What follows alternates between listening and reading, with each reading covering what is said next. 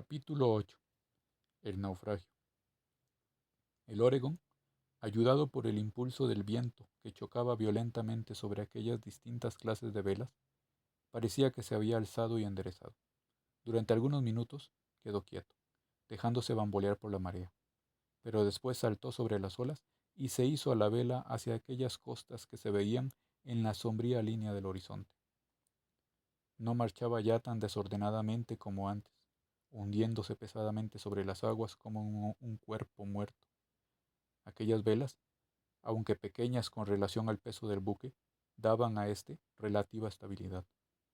Opadi, derecho junto a la rueda del timón, dirigía el rumbo con mano segura, procurando evitar las olas mayores que podían inclinar el barco hacia el costado herido. Aquel hombre, aunque fuese un bribón de la peor clase, debía de ser un lobo de mar de los más valientes e intrépidos, un marinero, en el más amplio sentido de la palabra, decidido a todo y en todo lo que intentaba y ejecutaba. El malayo no se separaba de su lado, sustituyéndole y ayudándole. Aquel individuo de piel cobriza no parecía, sin embargo, muy satisfecho por aquella maniobra que había de salvarles a todos, porque sus ojos negros tenían extraños reflejos como llenos de una viva inquietud. Patrón, dijo de pronto, ¿qué quiere usted realmente conducir el Oregon hacia la costa? Sí, aunque en contra de mi voluntad. ¿Por qué, picarón? ¿No hubiese sido mejor que todos estos se hubieran ahogado? ¿Cómo? Dejándolos que se hubiesen embarcado en la balsa. ¿Tú tienes la seguridad de que la balsa se ha ido a pique? Pues con esta mar. Puede ser que hayan encontrado algún barco o que hayan sido empujados por el viento hacia Tahuitagui. Y entonces, si los hubiese dejado embarcar, ¿quién me hubiese después asegurado que se habían ahogado y de que los documentos se habían desaparecido? No, a pesar mío, he preferido tenerlos junto a mí para que más tarde quitarle las famosas cartas. ¿Crees tú que aquel demonio de holandés me iba a entregar las restantes 900.000 liras sin tener la completa seguridad de todo? Es verdad, patrón. Buen negocio habríamos hecho si cualquiera día por ahí veíamos aparecer por allá al horizonte al holandés y sus dos protegidos. ¿Qué piensa usted hacer, patrón? El irlandés sonrió horriblemente. Borneo es una isla completamente salvaje, y además tenemos allí bastantes conocidos. ¿No es cierto, Ayr Rajá? Sí, son bravos y fieros piratas. De la costa oriental, ¿verdad? El tiempo lo hará todo, y los documentos, esos caerán en mis manos.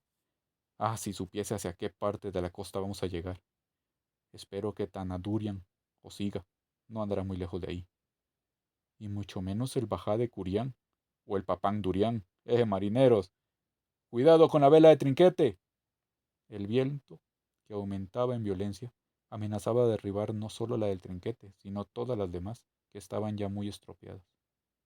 El siciliano, Held, Amelia y hasta el mismo Dick se aproximaron a las velas, reforzándolas con nuevas cuerdas, pero las olas que barrían la cubierta de popa a proa hacían no solo difícil, sino peligrosa la operación. Dick estuvo a punto de ser lanzado fuera por una montaña de agua que se estrelló contra el castillo de Poa. Afortunadamente, la costa iba haciéndose cada vez más visible y aquella lucha contra los desencadenados elementos no debía durar mucho, quizás solo algunas horas más. Algunas manchas oscuras iban apareciendo sobre aquella línea gris que surgía en el horizonte de norte a sur, y el marinero aseguraba que aquellas eran las selvas. ¿Qué lugar de la costa será aquel? Salvaje, inhospitalario, quizá habitado por aquellos terribles piratas que habían adquirido tan triste celeridad en gran parte de Malasia y sobre todo en el archipiélago de Celebes. A eso del mediodía, el Oregon, que continuaba su marcha impulsado por las olas y el viento, al viento oeste, distaba de las playas una milla solamente. Held, Amelia y Dick se habían asomado a la proa para verla mejor. Era una costa alta, cubierta de altísimos árboles que la borrasca doblaba furiosamente, defendida por una línea de escollos cuyas peñas negras y afiladas surgían sobre la superficie rodeada de blanca espuma.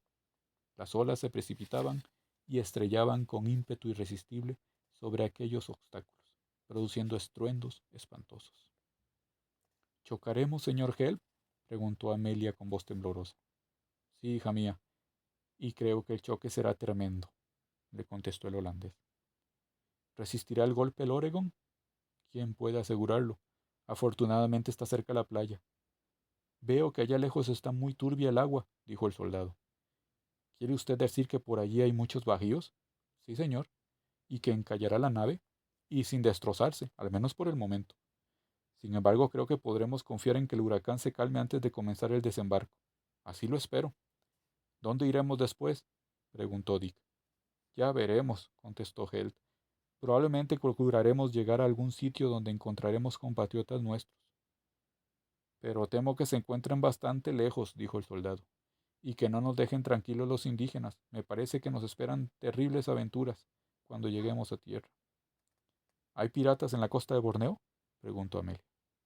Más o menos abiertamente. Todos se dedican a la piratería, dijo Held.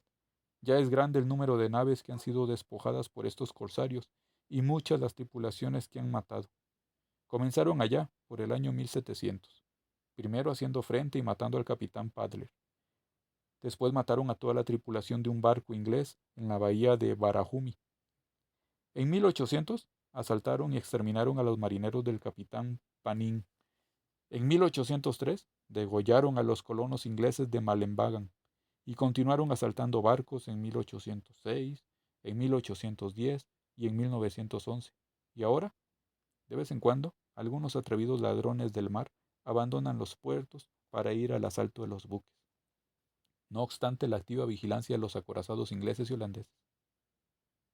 ¿Corremos entonces el peligro de que nos lleguen a asaltar? Preguntó Amelia, temblando de miedo. Ya nos defenderemos, pequeña mía. Ahí tenemos un cañón a bordo, añadió el soldado. Si fuese necesario lo dispararíamos contra los piratas, señorita. Yo sé manejarlo. Ah, un choque, un choque. Me parece que el Oregon ya ha tocado. Y en efecto, el Oregon había experimentado una sacudida, como si aquí ya hubiese tocado algún obstáculo. En la bodega se oyó un ruido sordo. Militar! Gritó Paddy, que no se había separado del timón. ¿Estamos ya sobre los escollos? El siciliano se puso de bruces sobre la barandilla de proa y examinó las aguas con gran atención. Las olas son azules, dijo después, y si hubiese un bajío tendrían color amarillento. ¿Habremos rozado con la cima de alguna alta roca submarina? No logro ver ninguna, capitán. Rayos y centellas. Me fastidiaría que el Oregon se reventase aquí. Aguza la vista, capitán, y señálame dónde están los escollos. El steamer, impedido por las olas, avanzaba hacia la costa, o mejor dicho, hacia aquella larga fila de rocas que aparecían a flor de agua. Se encabritaba pesadamente por los golpes del mar y volvía a caer como un cuerpo muerto, tendiendo a virar sobre estribor, a pesar de los esfuerzos de Opadi. El mar mugía trabajosamente, rabiosamente, contra aquellos obstáculos que se oponían a su carrera desenfrenada.